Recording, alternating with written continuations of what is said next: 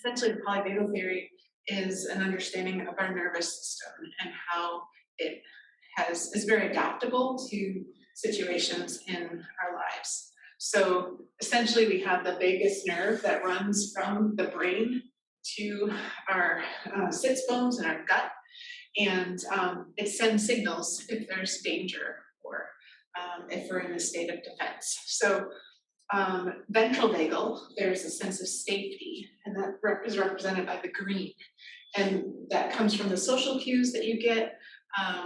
And it starts very early on with the connection between child and parent. And in doing so, there's this sense of safety that is perceived through the facial muscles, through the eyes, and through cues of the sound of our voice, the different cues that babies make to repeat different sounds that we make.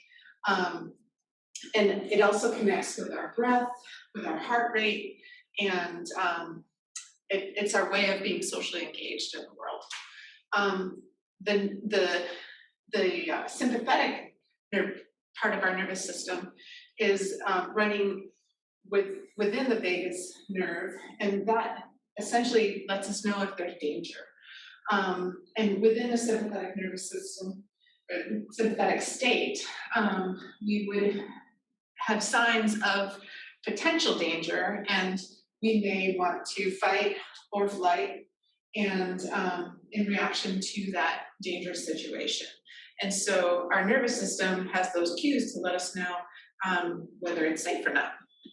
And then moving into more of a dorsal state would have to do with wanting to freeze or shut down completely. And that is where there's like a life threat. And so the nervous system knows how to respond to that by sometimes it would dissociate from the event or continue to maintain the heart rate and the autonomic features of the body while being separate mental state because it's too overwhelming to the system.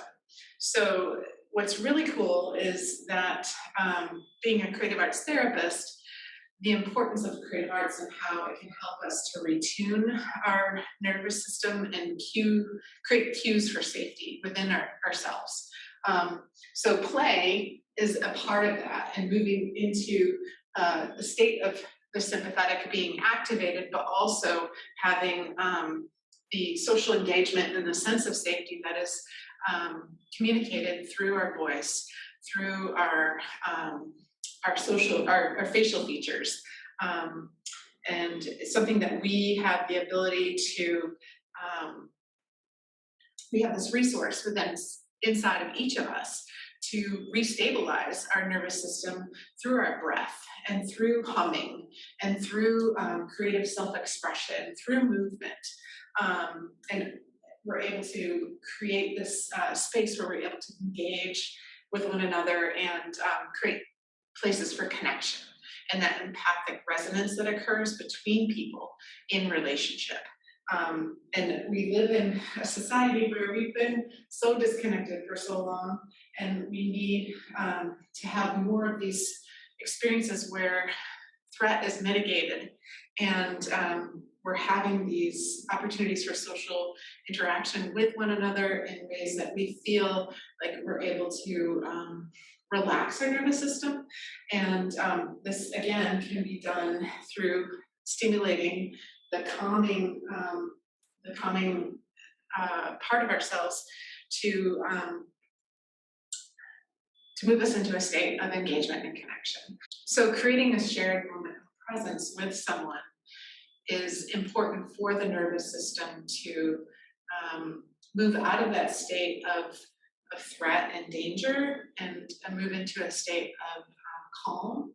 And we've been very reactive because we've been isolated, and many of us have been very scared. And I think for people with a previous trauma history, they already have this reactivity to stress, and so their sympathetic nervous system has been on very active.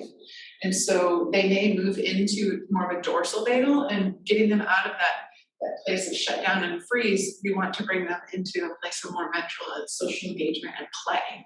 And that can be done through our senses and through the ability to touch and to smell and to see and to hear and to hum and to breathe. And we have this ability to use our senses and creative self-expression to help us to recenter ourselves and find that communal shared experience with one another.